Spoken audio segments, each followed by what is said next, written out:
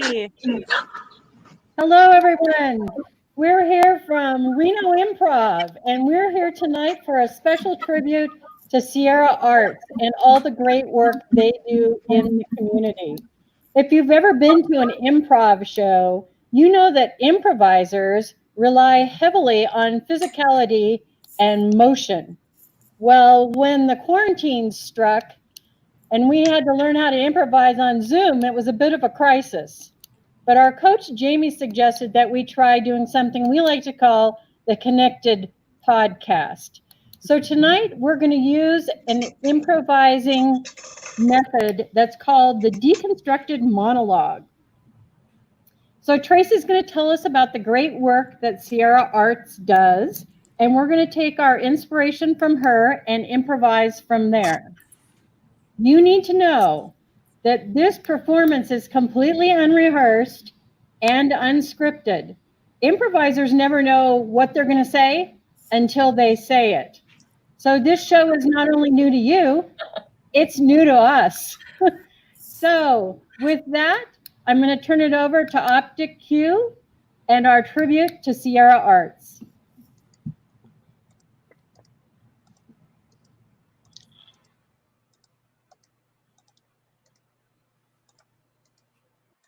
Okay, well, Tracy, thank you so much for being a part of our show. We'd love to hear a little bit about Sierra Arts. Oh, thank you, Jamie, so much. This is such an opportunity and such a fun event. I want to thank everybody. I'm going to take you on a little memory lane walkabout of Sierra Arts. Sierra Arts started in the late 60s by some very bright and energetic community leaders who felt that if we gathered the artists, the creatives, and the arts organizations together, they'd have a stronger voice. And that's just what they did. By the early 70s, we had created a foundation and become incorporated and formed the 501c3, with our mission being to teach, nurture, and support arts and culture and the artists within our community. Right off the bat, what presented itself and became so critical to everyone was arts and education. So we formed a partnership with the Washoe County School District that has lasted to today. We bring in quality arts programming to different schools, elementary, middle, and high schools around our region. We just love it. We love our partnership with the school district. We spent the next 15 years doing that. In the early 90s, it became apparent that really when we needed to put our money where our mouth was, and we started a grants to artists program where we gave up to $10,000 annually to artists in all genres, which is a good point to make here. It's not just the visual arts, it's spoken word, it's theater, it's movement, dance, music. We support everyone. We started our grants to artists. That's going strong till this year. After that, let's see, things really started to hop in the 2000s. We got involved with restoring the historic Riverside building downtown Reno. The Mapes building had brought down. The executive director at that time, Jill Berryman, decided that she had to save the Riverside building. And she went out, she found a partner in Art Space. They came in, refabbed the building, and now it houses 30 plus artists in live, work, lofts, and apartments upstairs, right in downtown Reno on the river. Beautiful building. I encourage everybody to come in and see it. We also started at that point the gallery. So at 17 South Virginia Street, you come on over. We have a beautiful gallery where we support local, up and coming, and professional artists by showcasing their work. The work changes every month. We're super proud of it. We do group shows. We have anything an artist could need to show right there. And we do focus on the local. It gives them that leg up to their next possibility. We started an artist and business luncheon in the early 2000s where we brought community businesses in to see how the arts could support business and how important it was to work synergistically together. In the 2000s, we also saw the creation of Elder Care Concert Series. Now, this is one of the heartstones of Sierra Arts Foundation. We had a generous donor who saw that bringing music to our most revered citizens of Northern Nevada, our elderly, in their Alzheimer and memory care facilities, brought spark back to their day. So we found a group of artists who could connect with those folks on that level with music of their time, and we continue that program till today. We love it. It means so much to the facilities, to their residents, and to our staff and our musicians. We have a program called Galleries at Work. This program, again, started in about 2010. We realized that, well, we have our own little gallery, but we could push beyond our boundaries. And we talked to folks like Microsoft, NB Energy, Aces Ballpark, and we pitched the idea, hey, wouldn't it be great to have a gallery right in your business? Not only does it help the artist and your customers coming in and out, but it's a gift to your employees and staff. So Galleries at Work is off and running. In 2012, we launched a partnership with the Kennedy Center. Now, the Kennedy Center is all about arts integration for Sierra Arts, and it's a method where we teach teachers to use the arts to teach core curriculum.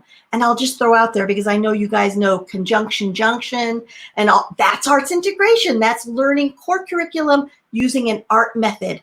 I'm sure improv would fit in there beautifully. I might tap you for this, you guys. After that, we saw our partnership with the city of Reno become official, and we became their arts partner in about 2014. Right after that, we became partners with the city of Sparks for the same reason. We became their arm into the arts world.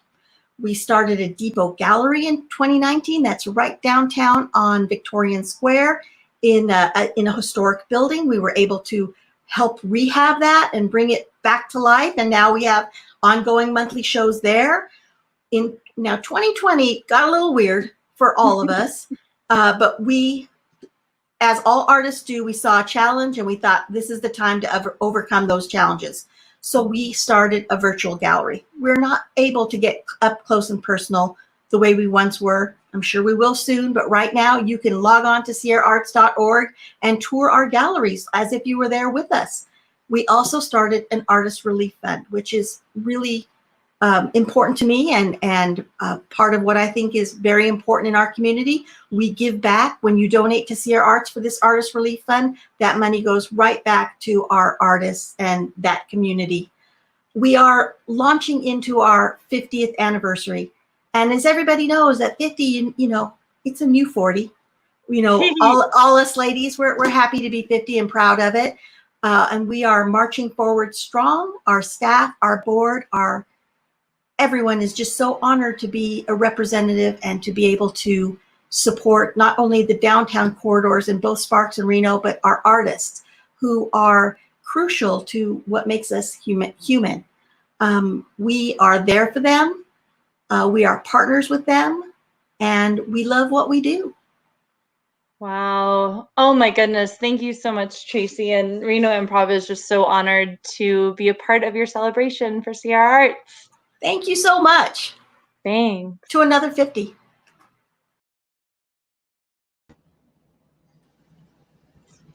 Now, Jefferson, that was the point when you realized that you had to save the building. Oh yeah, when at some point enough is enough, right? And words become action. I just think that at some point, tiny museums they don't really get enough credit, and honestly, they are a little bit underappreciated. So I figured that's a time to start refurbishing all the tiny museums around the world. Right, and the new 40 became the new 50, became the new 60. So you were just scaling up by like just a series of tens at a time. Mm-hmm. Yeah, that's right. I grow old by the decade, and by the time I hit 70, I realized that enough is enough, and I'm not getting any younger, so I may as well make a stand here, and show that elves exist, and they want to see art. Right. Now, Jefferson, you are 65, if I can recall correctly. So you actually have 5 more years to hit your mark, right? So you've started getting very creative with these tiny museums lately, and you were not just using your standard materials. So can you tell us all about what different alternative materials you've been experimenting with for these elves? Yeah, I wrote an extensive paper of things that elves like, and so I figured in order to start attracting them to these tiny museums, because that's the reason why they're going out of business, is there's not enough visitors. In fact, there's none. I think that by implementing stuff like Elmer's glue, gold tinsel, and trumpets, the things that elves love, if you read my paper, they should start coming by, I think, next week, according to my calculations. Yeah, and these are all things that are sacred to elves and their religion, right? So you're trying to really cater to them and speak to them and market to them in a way that they can hear, right? So it's very interesting to me because elves don't go on social media and you can't hand them flyers. So can you tell me about your marketing tactics and how you, in addition to using these materials, what else do you do to get the word out to them? That's the thing about elves. They don't, yeah, you're right. They nothing, not social media. They don't have an address. There's no form of communication with them. So at 8:05 p.m. every night, I scream at the top of my lungs, come, go to the museum. And if I believe, then they'll. So Gertie, things really started to hop when you adopted that up-and-coming Maltese and started Dognasium. Yeah, Brooklyn, I was really inspired by my friend Jefferson that I spoke with, right? He's 65, turning 70 soon, and he has such a passion for building tiny museums. So I said, why not, right? I have so much time on my hands right now, and I love my Maltese. So what better way to honor Patricia's legacy than to build a museum for her? Yeah, and you have now, not only do you have your Maltese Patricia, but you have 7 more dogs. And I heard that you have a circus starting? It really came about by accident, right? I left some peanut butter on the floor when I was making a sandwich one day, and Patricia and her adopted sister Lillian just went at it, right? And they were trying to fight for the peanut butter, but it just became really strange the way that they were moving. And I realized, oh my gosh, it's kind of like they're doing Cirque du Soleil here, all these leaps that they were doing to try to get around each other. And that was the idea that, generated the circus. And that, when I watched it last night, I was amazed by that move where I think it was a beagle leapt into the air and then a golden retriever ran underneath him. How did you teach the dogs to do that? I heard you used a special type of treat to entice them. Yeah, well, that move that you're talking about, Brooklyn, it's called conjunction junction. We name all of our moves, and that's just one of them. I'm not going to tell you all of them because you have to come visit. You have to buy tickets. I will do that. Really see it in action, right? But I will give you a glimpse of conjunction junction. And surprisingly, I found out that my retriever really loves crickets. So anytime he doesn't like to eat them, he just loves the sound of crickets. So I have enlisted the help of all of the crickets in my backyard, right? They love chirping. My retriever loves them chirping. So I trap them and I give them a well-furnished home and they just chirp, right? So around the same time, every night, the golden retriever just dives for it. And that's actually how I get her under. So you have a Dognasium for dogs, but you also have a cricket kingdom?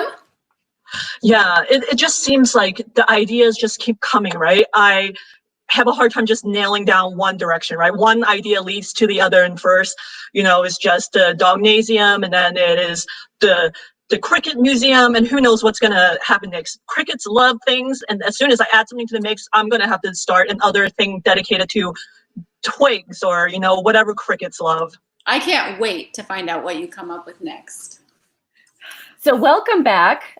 Welcome back to put your money where your mouth is. We have Brooklyn. We've been talking with her for the last 30 minutes. And Brooklyn, I want to continue the conversation, what you're doing with your 501c3 nonprofit and how you're making things happen in Miami, Florida. Bonnie, it's really great to be here. So, this is all pretty new to me. I had never done anything like this before, but like I was telling you earlier, the minute I cut into that avocado and saw that the pit was green instead of brown, I just knew that I had to start a nonprofit for people who are allergic to avocados. Fascinating. So fascinating. And so you've been writing blogs about this, and what can you tell us about the science behind the avocado pit? Well, it's really fascinating. I mean, I think many people in their younger years took an avocado and grew it in a jar at home. Yes. Right. Put the toothpicks in. Yes, I have found actually a very interesting correlation between people who have grown successfully an avocado pit at home and people who have not. Those who are successfully able to propagate an avocado pit have a much longer lifespan and they are not allergic to avocados. But if the avocado pit germination fails, it's almost a given that they will be allergic to avocados and run into troubles later in life. Yes. What kind of troubles are these people who are allergic to avocados getting into? I'm sure you've done the research. You've been talking about it. Yeah, it's really quite odd. Like your toenails fall off. Toenails. Yes. And sometimes your hair turns blue. Blue hair and no toenails. Yes. Wow. I'll be eating my avocados, I'll tell you that much. So that's why I knew I had to start the 501c3. I just had to do it. It's amazing work, such important work. You talk about a book that you're starting to write, and you have a website. I'd like you to plug that website. Okay, my website is avocado-propagandist.med. I hope the listeners got that because I'm writing and I that's a long one. That is a long one. It is. When I was planning the next season of the Best Friends podcast, I said to myself, Crunch, who do you want to have on your show? And the answer was clear. My best childhood friend, Bonnie Sheridan. Bonnie, you and I are celebrating a very special friendship anniversary this year. We are. It's been, I don't even want to reveal the number of years, but they say 50 is the new 40. So That's what the right. hell? What the hell? Why do we have to talk numbers? It is a very special time for us. And Crunch, I love how you got your nickname. In the schoolyard, it was lunchtime, and you would steal everyone's potato chips. So. That's right. And I wouldn't do anything with them. I would just build a little fort. And then, you put them in your pockets, and we'd hear you crunching while we went back into class. It was amazing. I would. And then when we're hungry, we just, you just pass the note and the potato chip, and away we went. And the rest was history. Exactly. I love reminiscing with you, Bonnie. I love reminiscing about that time, who knows how many years ago, when we lived in that great place, those lofts with all those other artists. Yeah. It was so much inspiration happened and so many great parties. I mean, we shouldn't talk about those, but so many things happened there. But yeah, I mean, where people get inspiration and, the life of an artist and the freedom that our creatives feel, right? They're not bogged down with corporate bullshit America or the world for that matter. But Yeah, those times in the loss were good. Yeah. It really helped me become a lot more confident with what I wanted to be and what I wanted to do with my life. And I know that's true for you too. Exactly. There were no restrictions, right? Uh-huh. Nobody was saying you should. It was all about being, and Was. that's the way it should be. A So lot of self-discovery, a lot of adventures. exactly. And we were helping others, right? We were bringing art into the community in various ways, right? We were helping our seniors. We were helping the students in the community, bringing art to them and getting them to understand and making those connections between history and math and science and all of it. Art and innovation is at the bottom of everything, and friendship. And friendship, Bonnie. And friendship. It's all about connection. It's all about connection. And that's why I'm so excited to be announcing this together with you, our plan. Yes. We are going to give away over $10,000 annually to a set of lucky listeners who are best friends and want to have their own best friend adventures. That's amazing. So do you already have entries on this? I have to catch up here. Are the entries in, or is this a call for entries right now? Well, it's both. We've got a few. Okay. The ones we've got, we could use more. We could always use. Who can't use more best friends, Bonnie? Exactly. You can't have too many best friends. And we're back from break. Welcome to Clown Connection. Oh, I'm so happy to be here. Crunch, we've been waiting to have you on. You're just recently back from Miami from the Clown Convention, and I heard it was quite a convention. Oh, it was a laugh. I bet it was more than one. It was a few laughs. It was a laugh. It was a honk. It was a really long thing of handkerchiefs. It was all of that. 7 days of wonder. I'm wondering if you can share with us, what do you think are the up and coming things that you learned about in clowndom? Well, I'm so glad you asked, because I want to take you on a little memory lane walkabout through my journey at the clown conference. We all got there. We traded makeup tips. We measured our shoes. We all packed in a little car like we all do. That's kind of a deprecated thing. We just do it for the laughs now. But what we did is came through the experience understanding ourselves a lot better and ready to spread joy and innocent happiness to the people. That it just sounds like such a wonderful experience and really transformative. It was, Luara. It was really just a life-changing.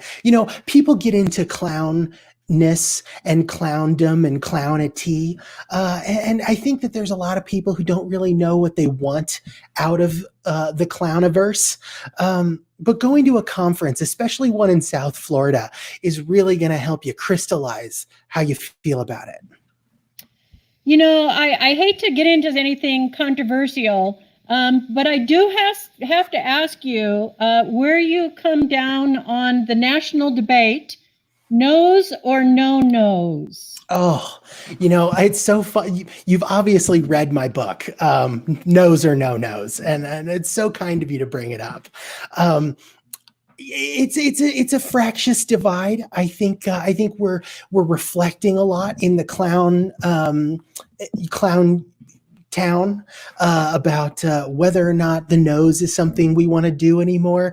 And I think that we've all reached a consensus that it really is, something that you really have to work out inside your soul. Are you a nose clown? Are you a different kind of clown? I think we went through the same thing in the 1980s over the squirting flowers. Yes. People really came down on one side or the other. History, squirting flowers or not. Absolutely. And it's something that it's the debate of our generation of clowns. 30 years ago, it was the squirting flower. 30 years before that, it was that little buzzy thing that you put in your hand and shake somebody in. Oh my gosh, my dad used to have one of those. That's amazing. I had forgotten about that. Absolutely. And the clown community got through that just like we got through the kaleidoscope with the thing. Well, you know what? You mentioned community, and I think that's the key, isn't it?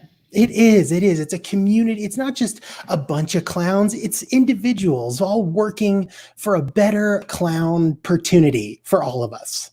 Oh, fantastic. Welcome back, ladies and gentlemen. On tonight's episode, we have Luara. And Luara, how is this rainy day treating you today? You know, Jethro, I just try to go with whatever's happening in my life. So rain is fine, sun is fine, it's all good. So for our listeners who don't know, Luara and I, we have a long, rich history. Luara, you accompanied me on my very first bank heist, and that meant the world to me. We had our days, our rough days and our happy days and our rainy days, and you taught me, no matter how many times you get caught, you just get right back up again. You know, I think resilience is very key to anybody who's going to get into the bank heist business. I would also say that, you know, some of the things from clowndom that I've learned in terms of distraction, misdirection, things like that are really helpful when it comes to, you know, getting away with a heist. Yeah, so you've built quite the amazing career now, from former heister to clown towner, and I have a favor to ask of you. This is a little non-traditional, listeners, but Luara, are you taking any interns? Jethro, you know, I have to just be honest here. I do occasionally take on interns. I'm not sure you're the right fit. What the hell, Luara? After Well, all this history? I'm just saying that the conversion from heist master to clowndom is a pretty big leap. You're telling me in front of 10,000 listeners right now that you are not willing to take me on as an intern. You told me, and I quote, I have it tattooed on my shoulder, forever, forever, interns tomorrow. Oh, well, if you have a tattoo, that's an entirely different thing. Yeah, it is. I mean, you tattooed it on my shoulder. It really hurt. Oh, I had forgotten about that. Oh, absolutely. Well, if I already have committed, then certainly we'd love to have you. So I have a couple conditions. I'm just asking for a starting rate of, you know, $90 an hour. I have 4 other offers on the table, and I hope we can make this thing happen. I'd really love to work with you. 90 cents is completely doable.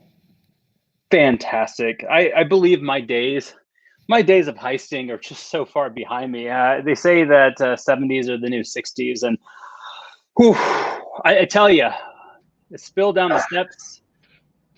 Yeah, going down the steps. Welcome back, listeners, to another episode of Getting Old with Jefferson and Jethro, where we talk about getting old and why things don't work out the way they do.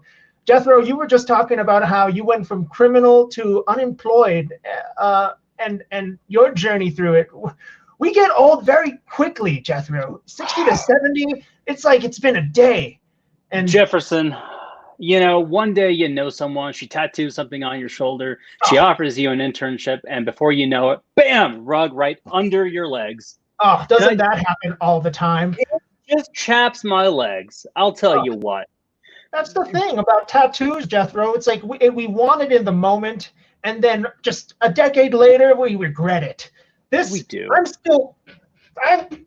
still regretting this from remember our first bank heist? I do remember our first bank heist. I mentored you. Do you remember what I taught you that day? Oh, yes. Don't smile at the camera. On the camera. Mm-hmm. Yeah, right. They're always filming. They're always filming, and if you smile, you lose respect. You know, no one gives us the respect that I feel that we deserve. I mean, you've gone on and you've done amazing things for the elven community. The stairs are magical. They're built so well for the elves, and I gotta tell you, when I fall and trip on those stairs at my ripe young age, I don't break my hip anymore. That's fantastic. Oh, that's great, Jethro. Yeah. You know, I've begun. it's funny that you mentioned the elven community, and I, as you know, I've been working on these museums to attract the elves, you know, and I've begun hiring curators. Oh. Mm-hmm.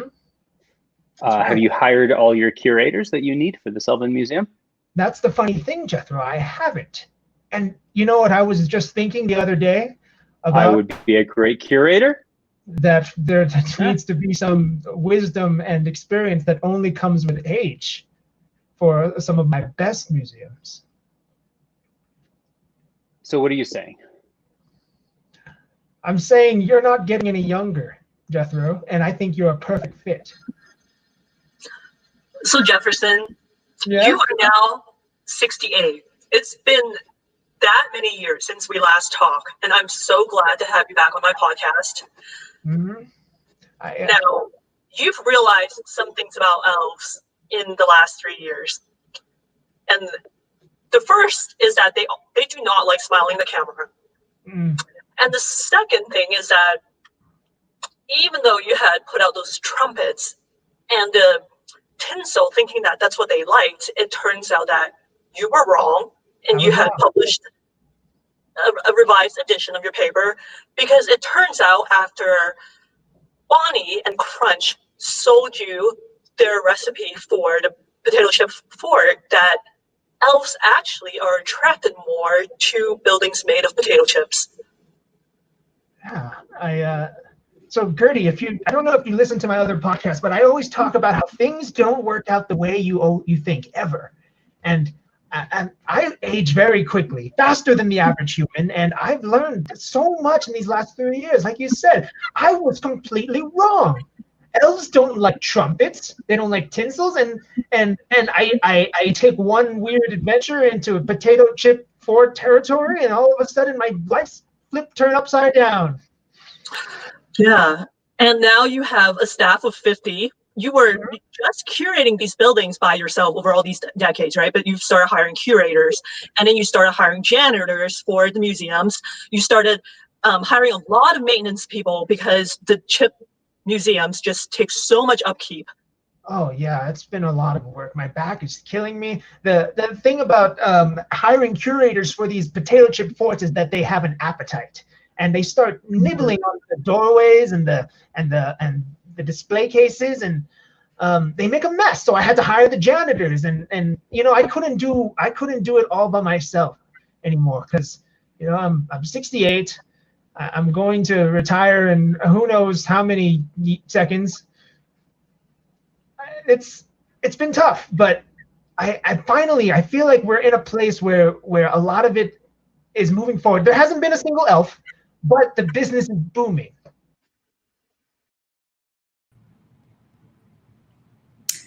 Oh, Crunch, you don't know how many years I have dreamt about being on your podcast so I could say I'm one of your best friends. Thank you. Everybody who does my show becomes my best friend. That's the rule. I know. That's why I wanted to be here. I'm just delighted to have you here, Brooklyn. I think we have a lot in common, and it's just going to be such a delight to watch this friendship play out literally live on this episode. I can't wait. I've been practicing. So have I. Let's get all of the excitement out of the way. You know, when you're making friends with somebody and you just can't separate from each other. Let's do that part now, because that's my favorite. Okay.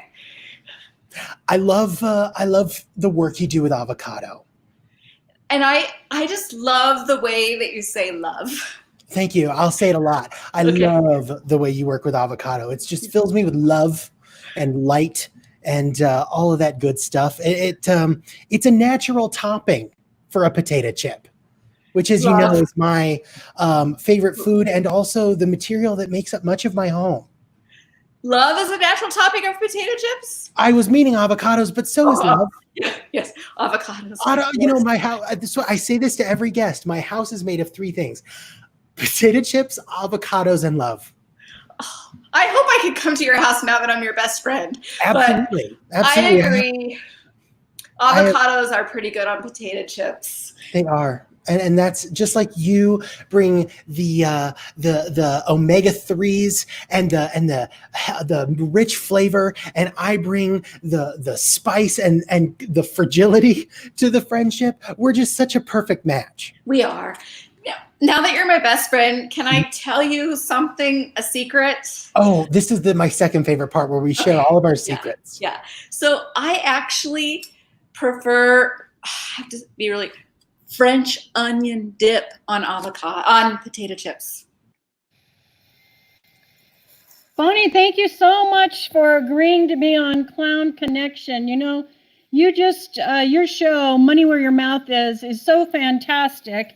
And I'm hoping that maybe you can share some advice for those who are professional clowns who are thinking about retirement. And maybe you have some advice for us. Most clowns keep their money in their shoes. Well, no, they need to give it away. But Laura, I have to confess, I'm here for ulterior motives, if you will. Oh. I really dislike the clown. I prefer the jumpy, magic, water balloons, anything but the clown. The clown is a scary, scary thing. It's abnormal and frightening to little children. And I don't think the clown should put his money in his shoe. And I actually think the clown should just wash off his makeup and maybe do some magic or something more magical for children. What do you think? What do you think? Could we nudge you in another direction? I hear from a lot of folks like you. They have the clown phobia, and it's a difficult thing, but it is something that you can overcome. And we do that by spending lots of time close to clowns. That will help you with this clown phobia. I'm already starting to feel anxious, and I don't know. I don't think I can do it. It's just so scary and frightening, and it's like a marionette doll or something that haunted me as a kid. It's just like a scary face, and I can't handle it. I can't, Laura. Bonnie, I have a question for you. What? Do you see clowns in your dreams? I have recently, because of coming onto this podcast. I've had a lot of anxiety about this. And are they coming out of small cars? No, should they be? Well, that happens sometimes. Listeners, if you are just joining us during our last segment, Brooklyn, my new best friend, and I had our first fight. We've said a lot of things, and I think we're ready to move forward, right? Well, I mean, I think so, but I really hope that you will come around about the French onion dip, because, I mean, I really bared my soul to you. You did, and I accepted your secrets into my own heart and into my own person. But you insulted me because yes. I did. It was a knee-jerk reaction. You know, we're best friends. We should be able to rise above those things, right? I guess, but I just figured my best friend would agree with me about French onion dip. Sometimes best friends have different tastes in dips. But how are we going to share a movie together if we have to have two separate dips? Well, I have an idea. We can get one of those bits of crockery with the little wall in between, the two troughs, and we can put your French onion dip on the left, and we can put my sriracha on the right.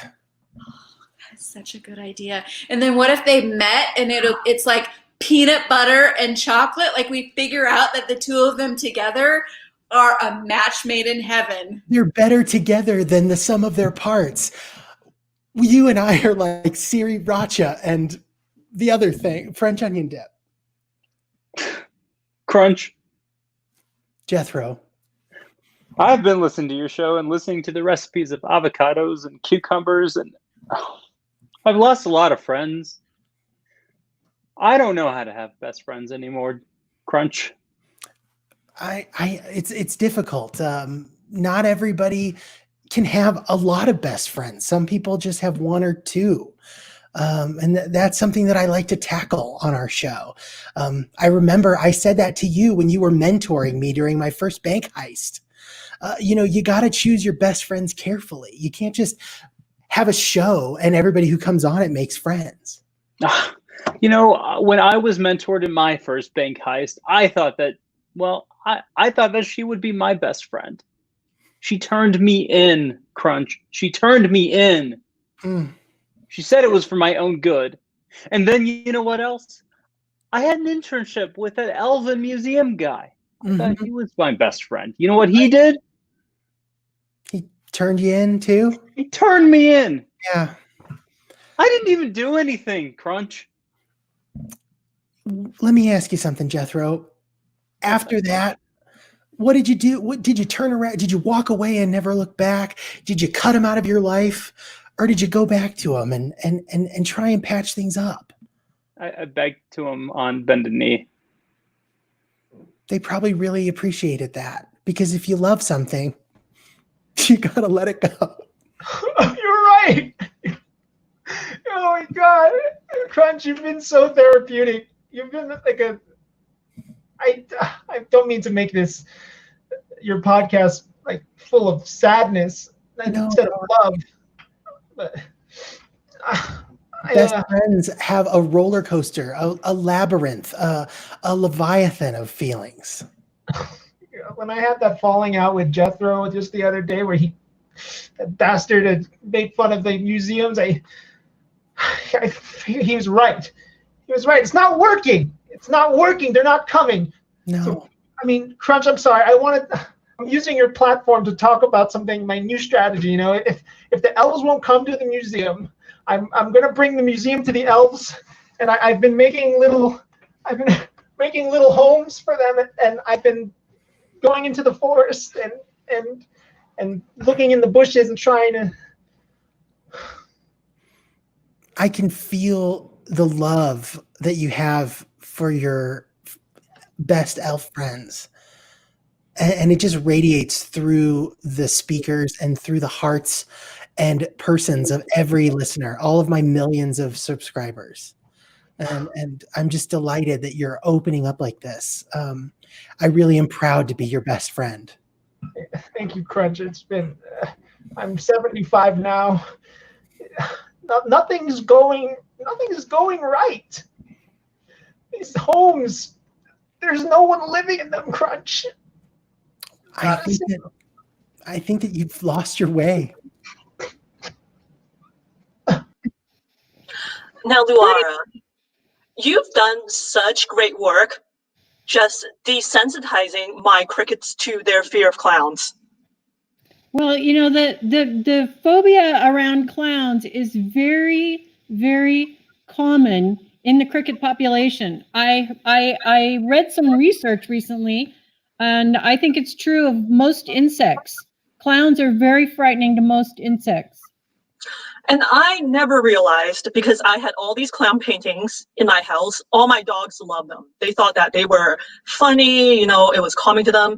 And as soon as I brought in the crickets, I could not figure out why. They just started just chippering all the time. And it was like nonstop fear and nonstop activity until that, they drove my dogs crazy. And it turns out, as soon as I took them down to paint my walls, the paintings, then the crickets stopped. And that's how I figured out that they had a fear of clowns. And it's just so timely that I heard your podcast about how you were helping people desensitize their fear. Well, and if you think about it, have you ever seen crickets in a clown act? I think not. But have you seen dogs? Absolutely. Brooklyn, I'm so happy that we're celebrating this very special best friendship anniversary. I know this is my 20th time on your podcast. I don't think anyone's even come close. I haven't had any other guests in weeks, and I couldn't be happier about it. I couldn't be happier either. I haven't done any work for weeks because I just come on your podcast and it's been the happiest time in my life. It really has. I've never had a better experience with a friend or tried more combinations of dips. I know. You know, I can't believe that I don't eat French onion dip anymore. Now I eat that like cashew cream buffalo sauce. Mm. What? That was inspired, Brooklyn. The cashew cream and the buffalo sauce. You know, the potential is overwhelming, and this is the point of the show, the podcast. It feels so good to bring people together like you and me, despite, you know, the rocky relationship we had at first and the fight we had and the horrible things I said to you. You know, I have a new idea. I think that we should branch out into dessert dips. What do you think? Yes. That'll be a whole new, it'll just be a podcast of best friend dessert dips. Best friend. I'm getting hungry. Well, we had a lot of fun with that. We hope that you did too.